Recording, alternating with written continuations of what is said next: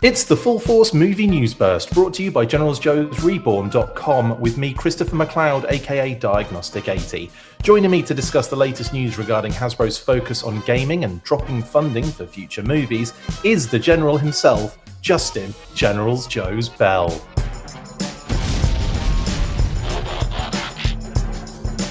Right then, let's get into it. In a recent Bloomberg interview with Chris Cox, the Hasbro CEO revealed that the company would no longer be funding future movies based on their IPs and will instead be focusing on gaming.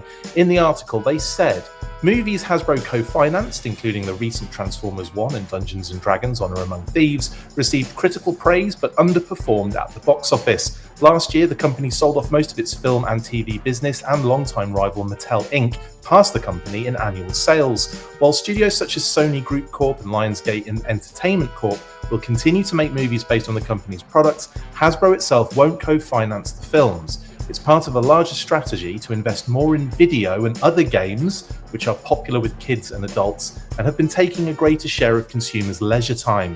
Cox added, "We want to reach fans where they want to play, and increasingly that is through digital expressions of their favourite brands." The article also highlighted that Hasbro are currently developing a number of video games, including the AAA Snake Eyes game, but also mentioned the 5 games they cut that were in development. The company has already invested $1 billion in developing video games. Cox said he's earmarked $100 million to $150 million a year for future projects, including a new science fiction adventure game, Exodus, headed by veterans from Baldur's Gate developer BioWare.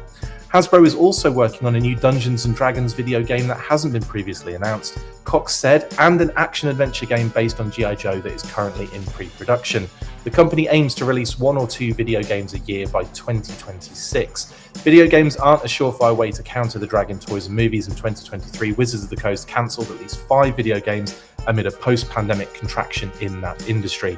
With all that said, Justin, let's start with the movie-related part of that article. What are your thoughts regarding the decision to stop co-funding these film projects? It may impact what we see at the theater. I don't know for sure. I don't know how much money Hasbro was kicking in for projects like, Transformers 1 and Dungeons & Dragons. $3, I think.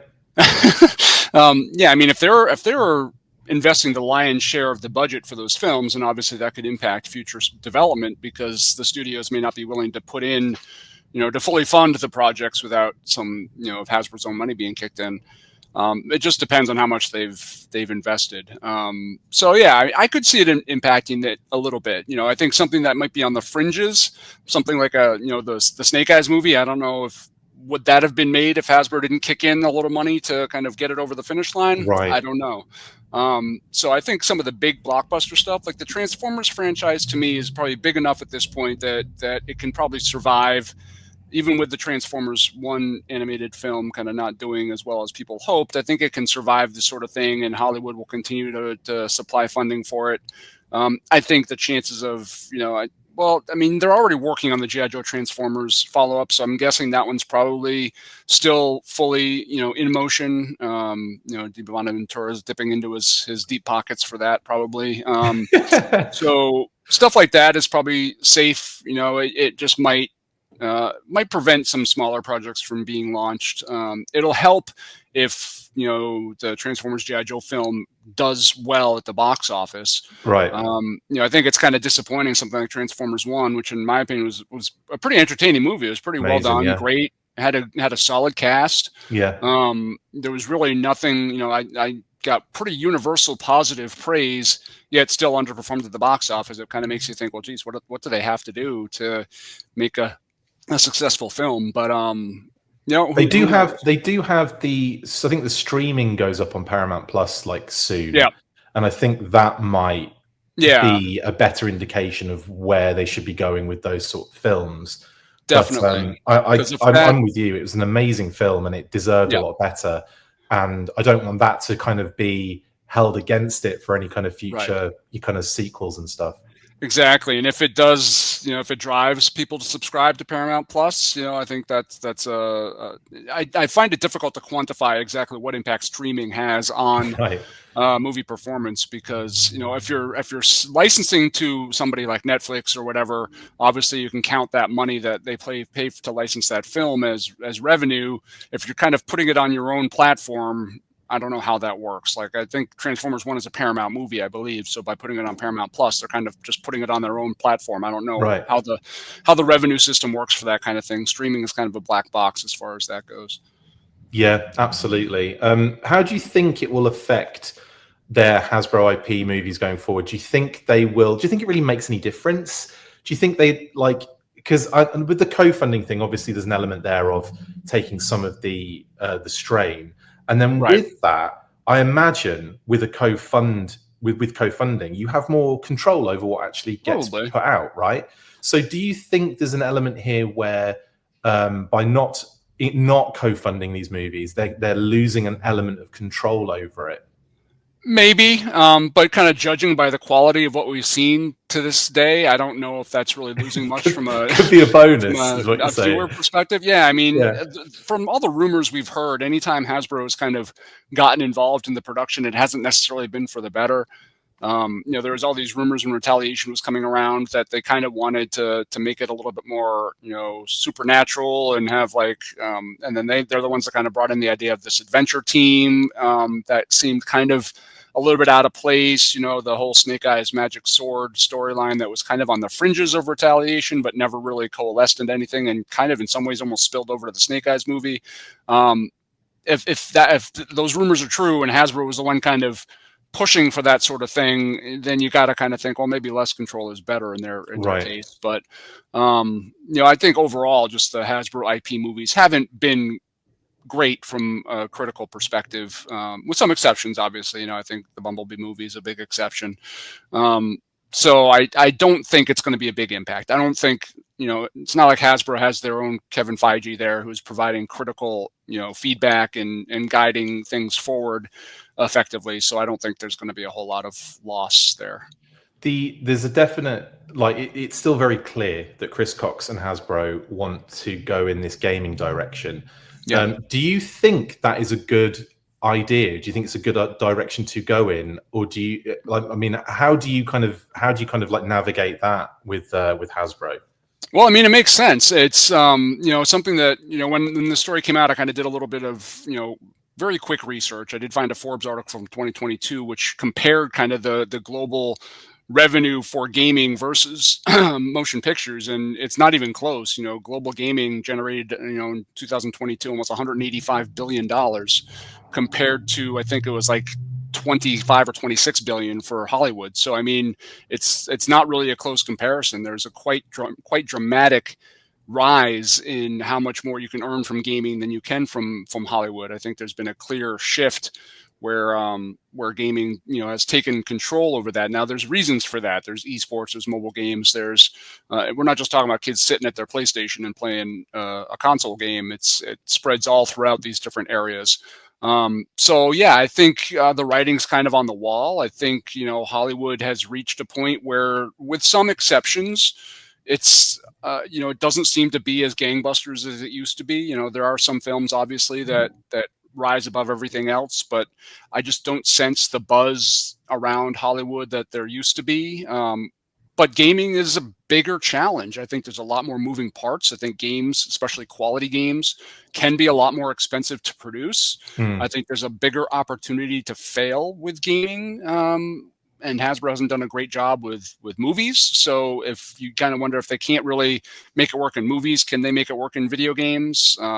I think, when you look at that $185 billion in revenue from video games, I think it's, that large amount of money is focused in a pretty small pocket. And then a lot of the other stuff is not, doesn't reach that same threshold. So I think it makes sense for them to look that way. I think if they are committed to that with what we've heard so far from this AAA Snake Eyes game, I think that could really be a positive thing. I think if they think they can just spin out stuff like, Blackout or Wrath of Cobra, I love, but it's not really, it's not going to move the needle as far as revenue goes. Right. So I think if they can focus some attention on doing really high quality stuff that they really dedicate a lot of money, a lot of time, a lot of attention to, I think it could have a great effect. I've got really high hopes for this AAA Snake Eyes game. Everything I've heard so far, which isn't much, it's very, very little, has been very positive, and it sounds like they're doing the right things. I just hope they can kind of see that through to completion. And I think if they can do that, maybe one AAA big game a year complemented by some smaller games, mobile games, I think they could do really well. But as we've seen in the past, G.I. Joe has not been shy about mobile games. They've tried half a dozen over the past few years, it seems so like, and many. none of them really seem to catch on. So I don't think they can just say, okay, we're making video games now and start making video games and expect the revenue to come in. They've really got to focus on making good games, not just games for the sake of making games. Yeah, they have to execute really, really well. Yeah, that's what they seem to miss the boat on. No offense. They want to be a entertainment company, but they seem to be somewhat unwilling to invest the time and resources to be that entertainment company. They think entertain. Well, exactly. Yeah. I mean, that's a very good point. Yeah, for being an entertainment company, their entertainment isn't very entertaining. So I mean, it's they've got to be willing to pony up the cash and invest the money. And I'll be honest, the CEO's comments about, I'm going to spend $150 million a year. I'm like, I don't know if that's going to cut it. Right. I mean, some of these big budget video games, they cost a lot of money to make.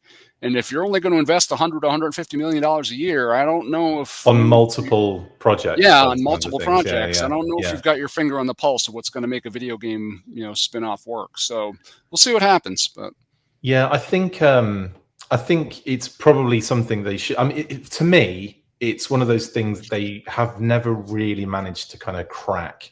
And what I think would be better, in a sense, would be to license their IP out to people that can do the games justice. But the problem with that is you're not getting the games that you kind of want out of it, because the people that you're licensing it to have, like there's so many factors that get thrown around in this. Like, if you're not willing to really give a huge amount of money to another company to develop this, then it's not going to really make any sense or work. Exactly. And I think that's why they had to almost start their own company and do their own, do it then kind of in-house. Problem is, how far do they go before it gets scrapped and they go they do something else, they go in another direction? Because it feels like it's not something you can just go, okay, now we're a computer game company, because now you've really got to move a huge company in a different direction.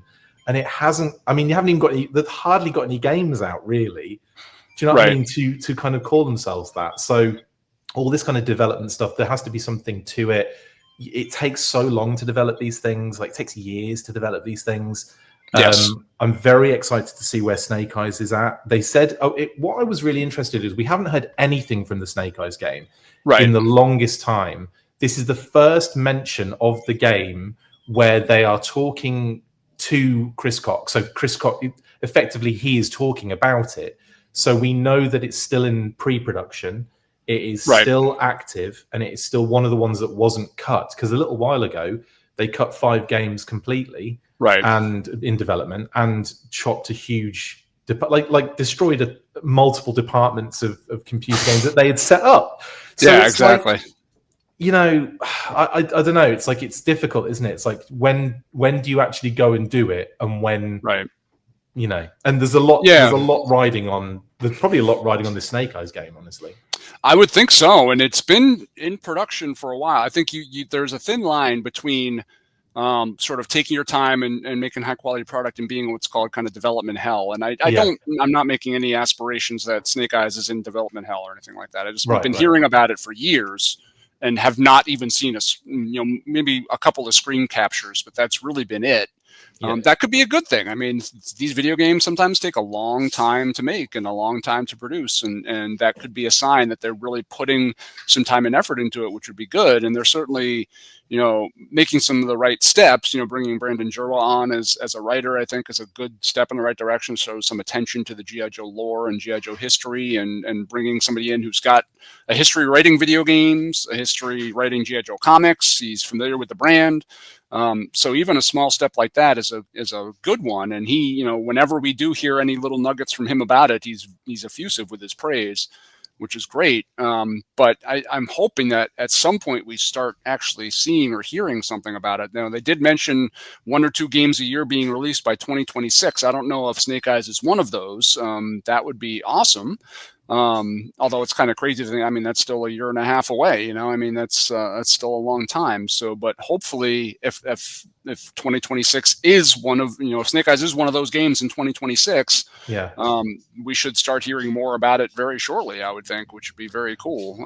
I think it's probably planned for 2026, but yeah, I'm with you. I wouldn't expect to see it until maybe 27 or even 28. But yeah, that's I mean, if it keeps going though, if you're right. if you're still waiting on these games to come out, and I know they're talking about this one called Exodus, which right. I don't really know much about. There's a new Dungeons and Dragons game they're working on as well. Yeah. It seems like they're making not just Hasbro IP games, but games that kind of have new IP. As I'm assuming with this Exodus thing, it's some new IP they're coming up with in house, and it makes you a little nervous because you've heard, you know, they bought Entertainment One or whatever. They purchased that to be their movie cinema franchise, and nothing really came of it. They purchased that Boulder Animation Studio, and then were selling it off a year later and never did anything with it. Nope. So you just kind of wonder, like, you know, is this another fad they're going through? You really hope that they can land on something, because success is going to hopefully breed more success. Right. So I think that's something that we've got to hope for, and we've got to bank on, that they can hit a home run with one of these projects, which will hopefully feed other projects. So yeah, I mean, my hope is that Snake Eyes game is going to be one of the first things that they get out there to create some buzz and to show the video game community that, see, we're serious about this. We can do what we set out to do, and then that will hopefully bring in some interest and perhaps you know, draw some eyes to them as a company. And I think one thing about the video game sort of, you know, industry that wasn't necessarily true a few years ago, you got this whole downloadable content and subscription concept where you're creating this IP that just can keep generating income. It's not somebody going to GameStop and dropping $60 once. They start, you know, it starts generating more and more revenue, you know, kind of month over month. And I think that's something that Hasbro is kind of banking on. And, you know, it could work in their favor, but in order to take advantage of that, they got to make a good product. Absolutely. It's all very interesting. I'd still a little bit up in the air with a lot of this stuff. I'm desperately wanting to see more from that Snake Eyes game, or anything from that Snake Eyes game. Absolutely. And I think we probably will going into 2025. I think they did mention that there'll still be a lot more to see from the game in 2025 was the last kind of update we had, but it's been a long time since we had any sort of kind of update. In the meantime, though, Wrath of Cobra's out. I still haven't picked it up. I was going to get it on Xbox, but my Xbox is too old and it's not compatible with the game. Oh man, I bought it on Steam when it first came out, but I do want to get it on an actual console. I do have a PlayStation. I think it's a 5. I do have a PS5. I think that I will probably buy it for at some point. But yeah, I'm gonna have to get, I think, the Switch version of it, because we do have a Switch. That would be cool. I will be able to play this, and I want to play it soon. But I can't wait, man. I've been dying to play that for so long, and now it's fun. Yeah, I've played the first 4 or 5 levels, and it's a blast. I mean, it's the typical side-scrolling beat-up kind of thing. You know, it's the same controls sort of going, you know, throughout, but it's really fun when you kind of pick out, you know, an alley viper that's sticking around, a crimson guard here and there, some vehicles in the background, and it's a little nostalgia trip. It's great. Yeah, I can't wait. Cannot wait to get stuck into that one. I've also got to open my Dragonfly. I'm doing that over the weekend with an unboxing. That's going to be a mission and a half. Yeah, mine is like up on a shelf up there. It's over next to the... You're sitting in it. It's that big, aren't you? Hey, see it up there? My Hiss and my Dragonfly are both up on that shelf above my TV. You are running out of space to display these things. I don't even know what I'm going to do with a Rattler, much less, you know, we've got Robo Skulls that are now getting ready to ship. So they're shipping, man. I'm scared. Nuts, isn't it? Yeah, it's exciting, but it's scary. Oh, look at you, all blurry now. I know. What did I do? God damn it. He's broken himself. Anyway, yes, I have. Justin, have I gone old? I think I've just gone old. And my eyes you need the bifocals, Chris. Yeah, you need the bifocals. No, mate. Thank you so much for jumping on and chatting about Hasbro no longer co-funding their movies for their own IP. We'll see how it plays out, I guess. And more importantly, yeah, like I said, I'll be back opening Dragonflies and playing Wrath of Cobra at some point. Awesome. And Justin will be back when we do more movie news burst stuff. And I promise I'll get my blurriness fixed by then. I totally screwed everything up. I missed you on the last episode because I grabbed Sixo to talk. Yeah, I heard you. You cheated on me with a Transformers dude. What the hell? Cheated on you with the Transformers dude. It was really just to do an interview with him, but it turned into a movie news burst. Oh, no, so it's anyway, Sixo's awesome. I follow him on all sorts of social media. Seems like a great guy. Oh, he's great, Sixo. And we're going to try and get him on when there's more news like related to the crossover. Sure. We'll maybe do a little three-way call where we all three of us get on there and we'll be triple changes. Yeah. We'll be triple changes. Triple changers, I like that. That's a cleaner place than my mind was going. I was like, have a three-way. Ding, ding, ding, ding, ding. Anyway, that's it for this episode of the Full Force Movie News Burst. Thank you to my wonderful co-host. Thank you to my wonderful co-host, Justin Bell.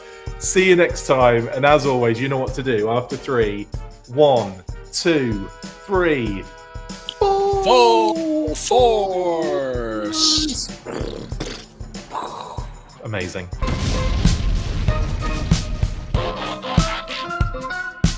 That's it for this instalment of the Full Force Movie News Burst. Don't forget to comment, like, and subscribe. See you next time, and as always, Full Force.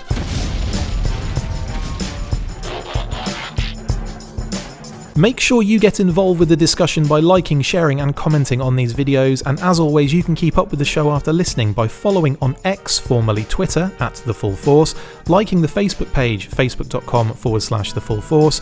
We've also added a brand new Instagram, so check us out there as well @The Full Force Podcast, and if you would like to contact the show you can message us on any of those platforms with feedback and questions. We also have a Patreon page, so if you want to show your support for the show, see your name up in lights on these videos, or enjoy exclusive bonus content, then check out patreon.com/The Full Force Podcast, or click on the link on any of the posts this podcast appears in. Full Force.